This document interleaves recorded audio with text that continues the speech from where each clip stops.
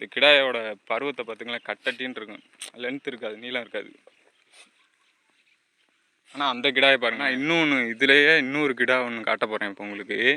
நம்ம ஆட்டிலையே இப்போ தான் அது வந்து வேற இந்த அன்னைக்கு இதில் அந்த குட்டி இந்த அப்போது வருங்க, அது வந்து அள்ளியும் கிடாயின்னு சொல்லுவோம். இந்த இடத்துலையே அடிக்கும் இது கிடாய்க்கு. அப்போ வந்து உள்ளே உள்ள அந்த கல்லீரல் எல்லாம் கலங்கிடும். பெரும்பாலும் இந்த கொம்பு இல்லாத கிடாய்களை போடுங்க. கஷ்டப்பட்டு குட்டியை பிடிச்சாச்சு பாருங்களேன். ஆளை குட்டி நல்லா நெட்டான குட்டியாக இருக்கணும். குட்டி இது மாதிரி சைஸில் இருக்கணும். அது மாதிரி. இது பேர் என்னப்பா? அது அள்ளியங்கிடா. அள்ளியங்கிடா. நண்பர்களுக்கு வணக்கம். கொஞ்ச நாளைக்கு முன்னாடி நம்ம நண்பர் ஒருத்தவர் விதை கிடாய் எப்படி ஆட்டுக்கு தேர்ந்தெடுக்கிறது எப்படி அப்படின்னு கேட்டிருந்தாப்புல. அவங்களுக்காகத்தான் அந்த பதிவு. என்னென்னா, இந்த கிடாய் வந்து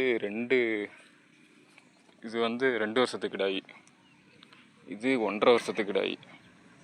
இது எப்படி தேர்ந்தெடுக்கிறதுனா, அதாவது நீங்கள் பெரும்பாலும் கிடாய்களை வந்து இந்த மாதிரி கிடா ஆடு வச்சுருந்தீங்கன்னா இந்த மாதிரி கொம்பு உள்ள கிடாய்களை வந்து தயவு செய்து தேர்ந்தெடுக்காதீங்க. ஏன்னு சொல்கிறேன்னா, பெருமளவு கிடாயினால தான் குட்டியே ஆடு போடும்.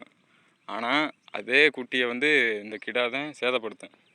இந்த மாதிரி இப்போ 2 பேரும் இப்போ சண்டை போடுறதுக்காண்டி நிற்கிறாப்புல. எதுக்குன்னா, ஒரு ஆட்டை வந்து பொழிகிறதுக்கு 2 பேருக்கும் இப்போ சண்டை. இது பாருங்களேன், அங்கே ஒரு மூளைக்கிடா, அதாவது கொம்பு இல்லாத கிடா 2 கிடா நிற்கும். இந்த கொம்பு இல்லாத கிடா தான் நல்லா வீரியமாக இருக்கும். கொம்பு உள்ள கிடாயை விட இந்த கொம்பு இல்லாத கிடா, அதாவது மூளைக்கிடான்னு சொல்லுவோம், மொட்டை கிடா, கொம்பு இருக்காது. பெரும்பாலும் அந்த கிடாயை பொறுத்தவரையில் அது வந்து கோயிலுக்கோ மித்த விசேஷங்களுக்கு இந்த மாதிரி இதை வந்து இந்த கிடா விரும்புவாங்க. ஆனால் இந்த கிடாயோட பருவத்தை பார்த்துங்களேன், கட்டட்டின்னு இருக்கும். லென்த் இருக்காது, நீளம் இருக்காது.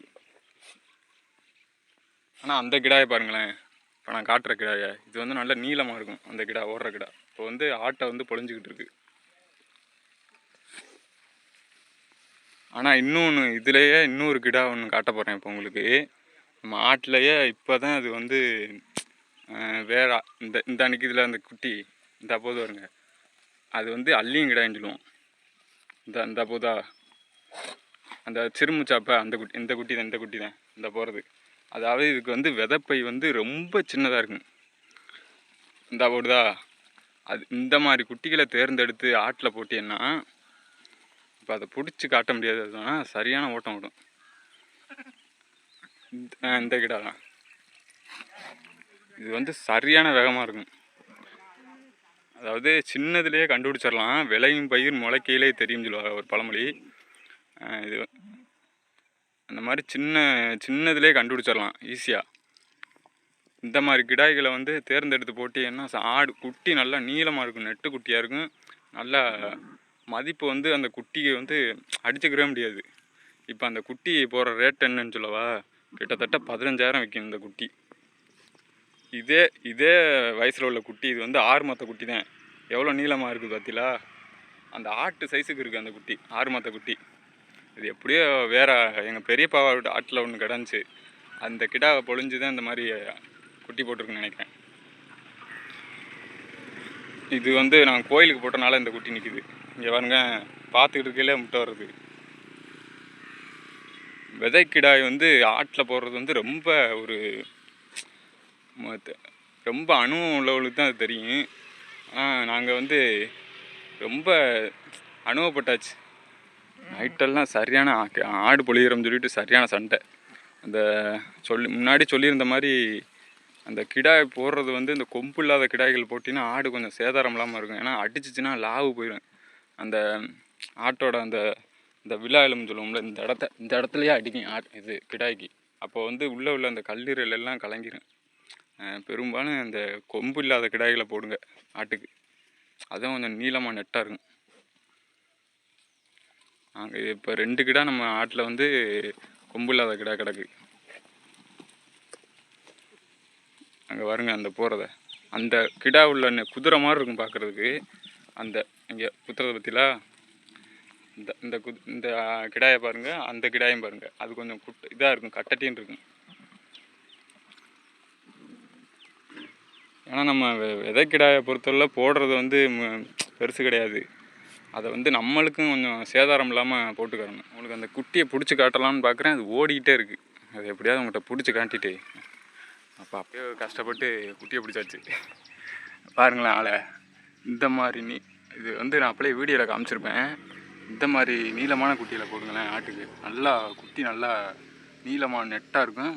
குட்டியோட மதிப்பு எங்கேயே போயிடும். இப்போ நான் வந்து அந்த விதைப்பையை கட்டுற மாதிரிங்களேன். விதைப்பை வந்து பொறுத்தவரை ரொம்ப சின்னதாக தான் இருக்கும். ஆனால் என்னடா சின்னதாக இருக்குது அப்படின்னு சொல்லிட்டு வீரியமாக இருக்காது அப்படின்னு சொல்லிட்டு பயப்பட வேணாம். அப்பா நான் இந்த கிடா குட்டியை பற்றி சொல்லுங்கப்பா. கிடா குட்டி நல்லா வளர்ற ஆடு, நல்லா பால் உள்ள ஆட்டுக்குட்டி. அதுக்கு தான் பார்த்து ஆடு எப்படி போட்டால் ஆடு நல்லா குட்டி நல்லா நீளமாக இருக்கும். குட்டி அதான் நல்லா பாலாட்டு குட்டி, நல்லா நெட்டான குட்டியாக இருக்கணும். குட்டி இது மாதிரி சைஸில் இருக்கணும். அது மாதிரி இது பேர் என்னப்பா? இது அல்லியங்கடா. அல்லியங்கடா. அதாவது விதைப்பை வந்து பெருமளவு பெருசாகவே இருக்காது. ஆனால் அது எத்தனை 6 மாதத்து குட்டியாச்சாப்பா அது? 6 மாதம். அது விதைப்பையை பாருங்களேன். ரொம்ப ஏன்ப்பா இப்படி இருந்தால் பயப்படுவாங்களே, என்ன விதைப்பையை காணும் எப்படி ஆடு? அல்லியங்குட்டியாக அப்படி தான் இருக்கும். ஆனால் குட்டி நல்லா நீளமாக இருக்கும் ஆட்டுக்கு போட்டால். ஆட்டுக்கு போட நல்லா குட்டி எல்லாம் சாட்ட மாதிரி வரும். நல்லா பால் ஆட்டுக்குட்டி இது. நல்லா பால் குடிக்கணும் முதல்ல ஆடு. ஆட்டு பாலாட்டு குட்டி தான் போடணும். பிறக்கிற வரைக்கும் அது மாதிரி பால் இருக்கும். ஏன்னா சின்ன குட்டியிலேயே தான் தெரியும். ஏன்னா ஆமாம் ஆமாம். சரி ஓடு.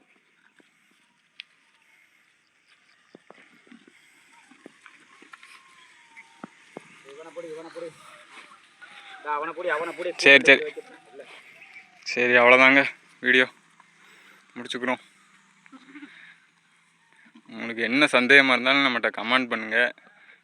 உடனடியாக அதுக்கு விளக்கம் கொடுக்கப்படும். சரி பாய் பாய். என்ன விஷயம், நம்ம வந்து வீடியோ வந்து பலதரப்பட்ட மக்கள் வந்து பார்க்குறீங்க. இதில் வந்து நான் சொன்னதில் விஷயங்களில் ஏதாவது ஒரு சின்ன கருத்து வேறுபாடு இருந்தாலும் மன்னிச்சுக்குங்க. ஏன்னா என்னை விட வயசில் ரொம்ப மூத்தவங்களும் நம்ம சேனலை தொடர்ந்து பார்த்துக்கிட்டு இருக்கீங்க. ஏன் அப்படி சொல்கிறேன்னா, என்னோடய அனுபவம் வந்து வேறு, உங்களுடைய அனுபவம் வந்து இதை விட கொஞ்சம் சிறந்ததாக இருக்கும். அதனால் நான் சொன்ன தகவல் வந்து பிடிச்சிருந்தா மட்டும் ஏற்றுக்கங்க. மற்றபடி நான் கட்டாயப்படுத்தலை யாரையும். தொடர்ந்து நம்ம வீடியோவை பாருங்கள். நன்றி.